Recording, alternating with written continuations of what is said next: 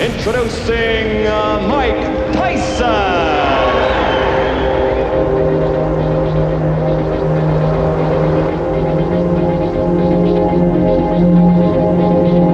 I want a good, clean, hard fight. Mike Tyson turned pro in March 1985 and followed a frantic schedule that molded a teenage boy into the most exciting heavyweight the world had seen for a long time. 18 months later, he'd fought 24 times and won them all. All but 2 fights he had won by knockout, and 13 opponents were floored in the first round.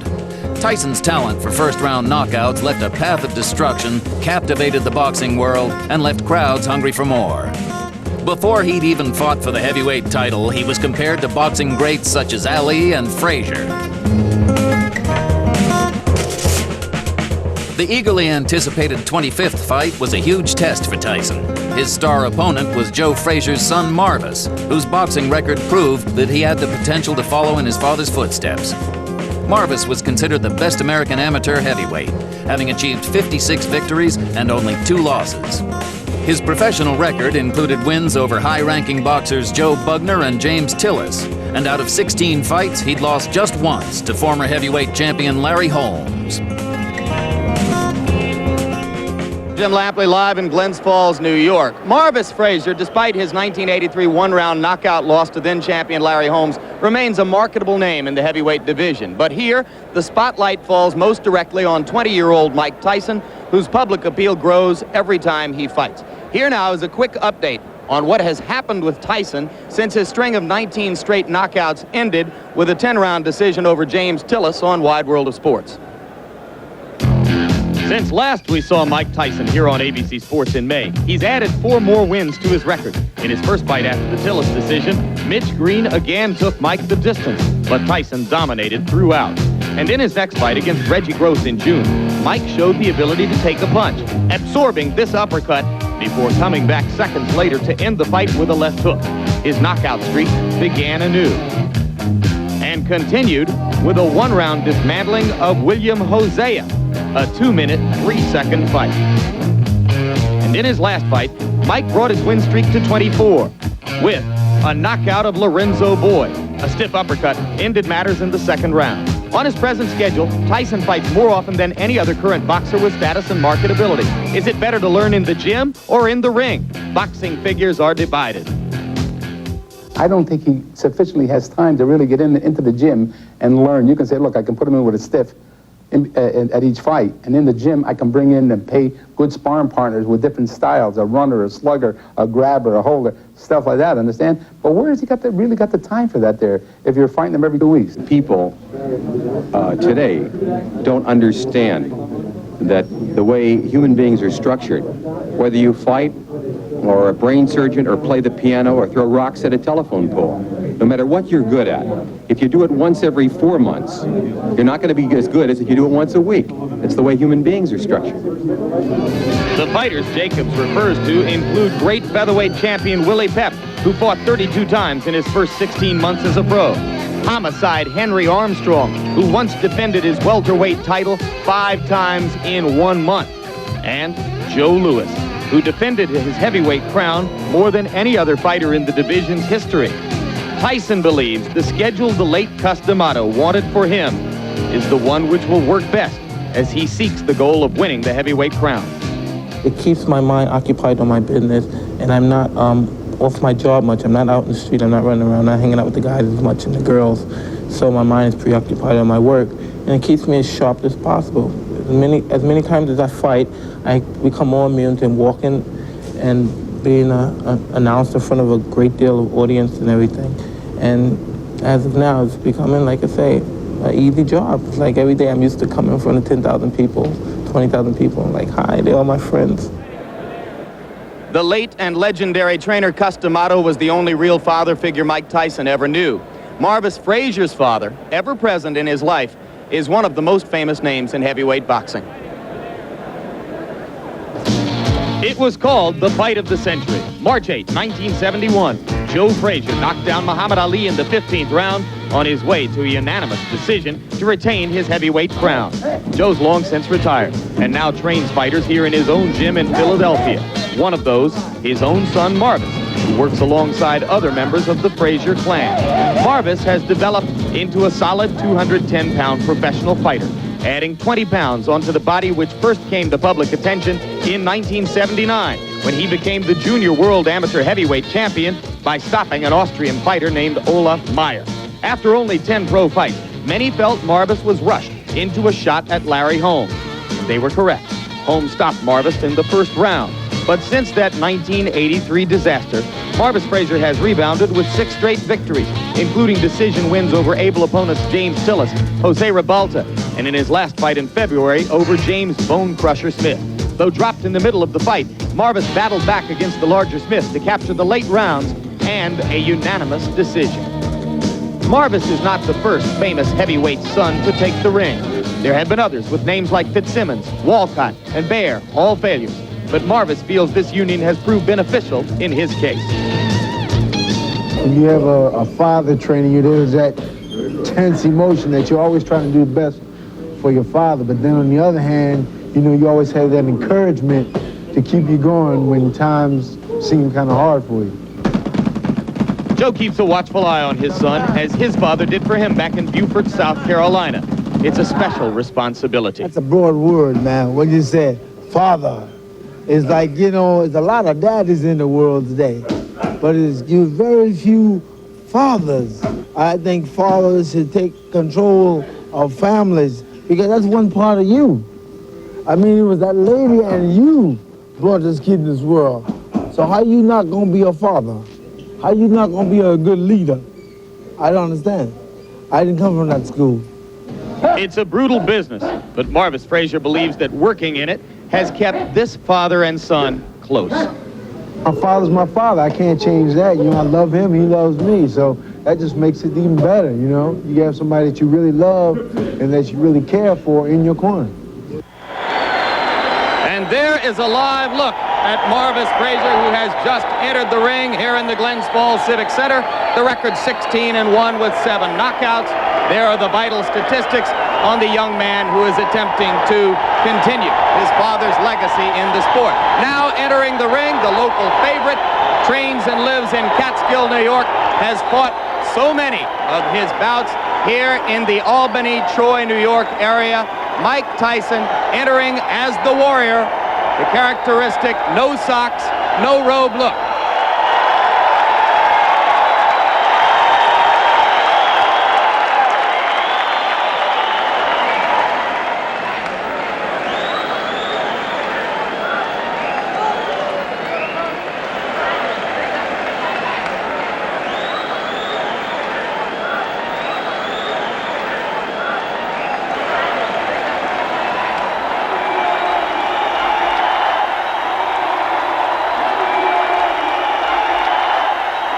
Now I'm joined by our ABC Sports boxing expert, Alex Wallow. Alex, how do you see the fight? Jim, in my opinion, it is not a matter of if Mike Tyson knocks out Marvis Frazier, but it's just a matter of when. I don't think Marvis is overmatched in this fight because of a lack of talent. Since being knocked out by Larry Holmes, he has reestablished himself as a heavyweight to be contended with wins, as we saw earlier, over the likes of Quick Tillis and Bone Crusher Smith. He can fight. The reason I and a lot of other people don't think he can win against Tyson is the fact that his style is made to order for Mike. Like his father, Marvis relies on pressure and stamina and intensity to beat an opponent, but that aggressiveness is just perfect for a bomber like Mike Tyson. Remember, as great as Joe Frazier was, when he faced a tremendous power man like George Foreman, he got bounced around the ring like a rubber ball. His pressure style was suicidal against Foreman, and I think that's the case here today with Marvis and Mike Tyson. As an amateur, Marvis did show ability as a boxer, and he does have that tremendous heart of a Frazier. And there are people who think that if Marvis can move and survive the early rounds, Mike Tyson will get tired and frustrated as he did against Quick Tillis. But Tyson is now confident in his ability to go 10 rounds when he saw against Mitch Green. I don't see that as a problem. All right, very quickly, let's look at the tail of the tape. You will see that Frazier has a reach advantage of about 6 inches, which will probably be nullified if he comes forward toward Tyson, as we expected. Round 1 is about to begin. The referee is Joe Cortez. In New York State, scoring is done by 3 judges. The referee does not score, scoring on the round system. Supplemental 4-point scoring system if the rounds wind up even, and the 3 knockdown rule is in effect. Tyson comes out slugging. He comes out smoking like Marvis's father, Joe. Marvis must move or we're going to be out of here very, very quickly. Uppercut, and Marvis is hurt. Frazier is down. Joe Cortez moves in to have a look, and he's going to stop the fight. It did not last 20 seconds. Tyson goes over to take a look at Marvis Frazier, obviously quite concerned. A terrific uppercut. The same punch with which Tyson knocked out Jesse Ferguson the first time you saw him here on ABC Sports. Watch the uppercut, the right uppercut. We're going to show it to you in just a moment. Right now, there is Jim Jacobs, yes. Co-manager of Mike Tyson talking to him. 30-second knockout sensation. Watch the right hand of Mike Tyson. Marvis in the corner and trapped. There it was. Just clipped him right on the chin. The left was unnecessary. Marvis is badly hurt at this point. Uppercut again. And there, Marvis is out on his feet. Everything after this is just incidental. The Frazier camp had expressed confidence before the bout. You wonder if they truly believed that Marvis could handle this kind of an attack. You see that stiff left hand, that jab that Mike has not shown too much. The jab backed Marvis up into the corner. A second jab kept him there for those right uppercuts.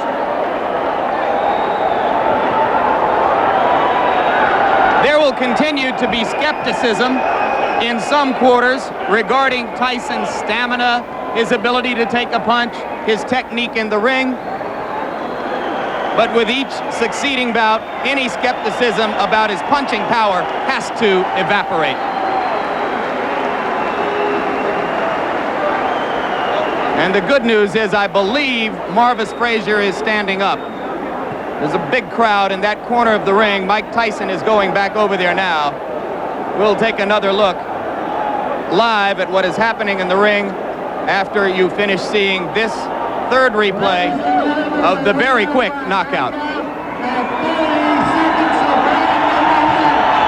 As ring announcer Paul LaFleur announces the knockout, Mike Tyson gives his respects to Marvis Frazier.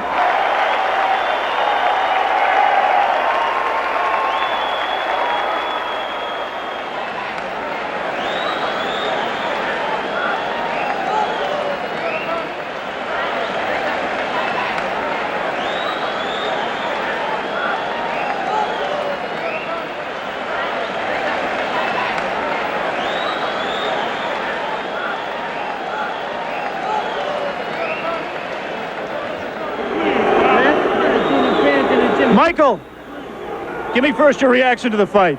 The fight, I was confident. I trained real hard with my trainer, Kevin Rooney, who I owe a great deal to. And I came out and I was confident. I knew the fight. I felt it deep in my heart. I was going to stop him in the first round. Did you know from watching tapes of him that you could hit him with the uppercut? No, that's my favorite punch. And I watched the time, and I knew from my trainer telling me, as he throws his punches, he bends down. And I knew that would be perfect for my uppercut. I planned on working the body more, but I saw the opportunity, and it looked too good to go away. You stuck him back in that corner with the jab, Mike. Is that jab going to become a big part of your repertoire as you go along? Almost definitely. Me and my trainer have been working constantly on the jab. And as you say, I feel so confident, and I knew deep down in my blood that I was going to stop him in the first round. You said that you feel fear before a fight. Did you have any fear for this fight, and how do you deal with that fear? Well, I use the fear to reflect it on my opponent, because fear I use as my friend. It's my friend. If I don't have it, I don't fight. In your mind, if your managers Jim Jacobs and Bill Caton and your trainer Kevin Rooney came to you and said, Mike, we think you're ready for a title shot tomorrow, would you agree with them at this point? Most definitely. Anytime if my manager and my trainers feel that I'm confident and they're willing to put me in a title and they're sure I could beat the champion, I'm sure I could beat them also. Of the three champions, who would you like to fight and why? I'd fight anybody my trainer put me in with, because I'm confident I could beat any fighter in the world. What do you think of the three champions? They're all good fighters, because you have to be a good fighter. You can't take nothing away from them to become the champion. But I'm confident, I'm ready, and I'm ready when my trainer tells me. Good, Michael. Let's take a look at the replay of the knockout. We can almost play the entire fight in slow-mo. Here you're putting it back in the corner. There's the jab flicking out. Again, the jab. And here comes the uppercut. Watch, look, everything's precise. I watch his hand come up. Watch him come down. As soon as he come down, boom! Look at that. Watch him come down. I knew he would come down. Get ready to say boom again, Michael. All right, boom. Look, and now look, boom, come on, boom, again. I'm going to hit him one more time. I like to hit him. This was that one I would have killed. What can I say? What can I say? That's all she wrote. This was that one. Kevin Rooney, Mike Tyson's trainer. What do you go back in the gym when he gives such a perfect performance? How can you tell him he's got to improve? Well, I'm going to tell him that he could have went to the body a little bit more. You know, in 30 seconds, it's hard to get any criticism, but he could have worked the body a little bit more. Tremendous uppercut. He looked sensational, Kevin. Congratulations to you. Thank you very much. He's ready. He's ready to fight anybody in the world. Let me talk to Jim Jacobs, the co-manager of Mike Tyson. Jim, first of all, quickly, is a Larry Holmes fight in the works as Mike's fight later this year? Oh, most definitely. It's a fight that when we meet with Larry and his people, we're going to work out the terms and conditions. That will be Tuesday of this week? Well, in the middle of the week, we're going to meet with them, yes, and it's something that we will work out for the future. Absolutely. Congratulations on a sensational showing by your fighter. Well, thanks Jim. Very much. Now let's go back down to Jim Lampley at ringside. Alex, the second defeat of Marvis Frazier's career, both of them one-round knockouts, one at the hands of a man who was heavyweight champion at that time. Now this one at the hands of a man who many believe will soon be a heavyweight champion.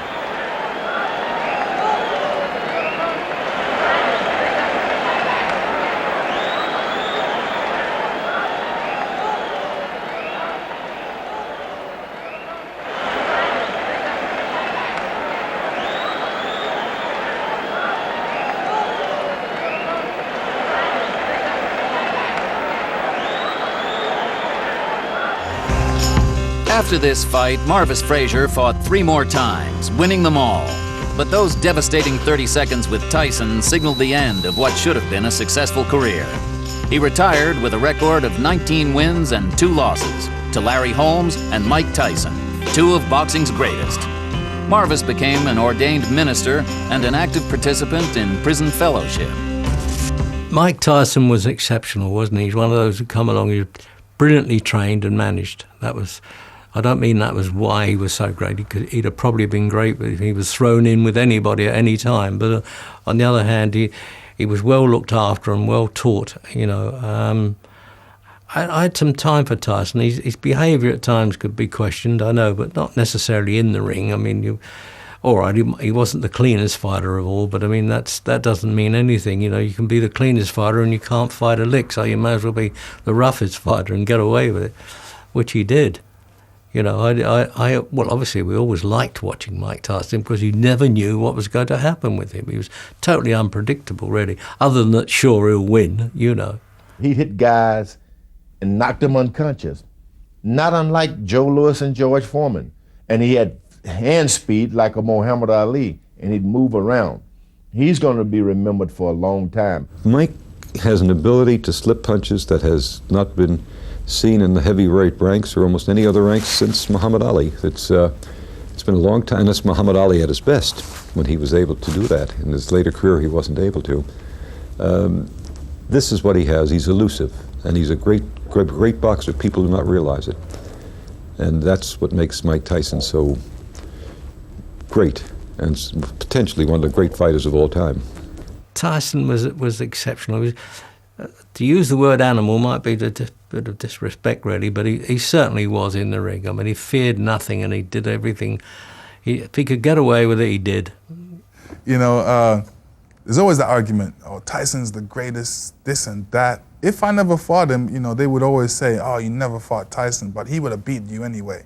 I believe he will be the youngest heavyweight champion of all time. And if he remains dedicated, interested, and without any distractions, I believe that eventually he will go down in history as the greatest heavyweight champion we've ever had.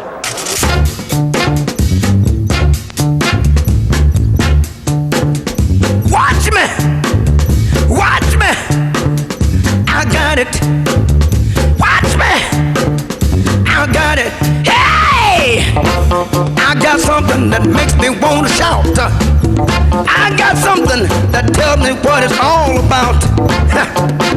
I got soul, and I'm super bad. I got soul,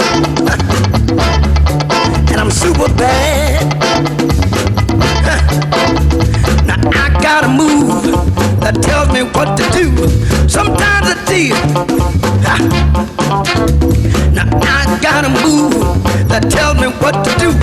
Sometimes I feel so nice, I want to try myself a few. I got soul, and I'm super bad. I love it.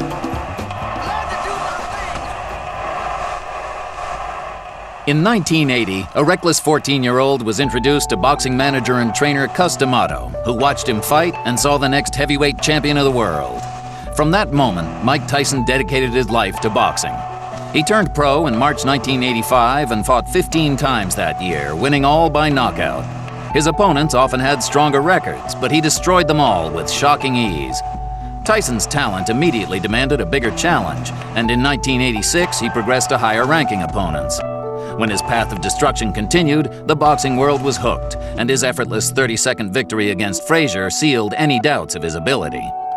In November 1986, 2 fights after Frazier, Tyson met Trevor Berbick and fought for the WBC heavyweight title.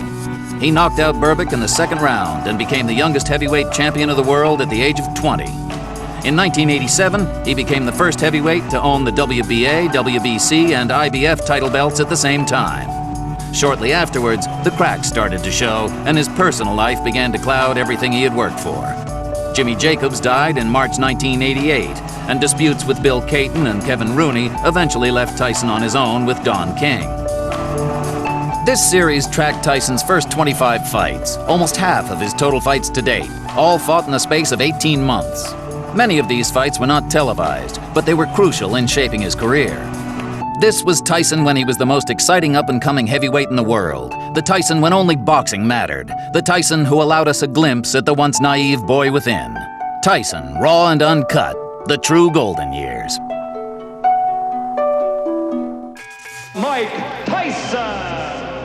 I believe he will be the youngest heavyweight champion of all time.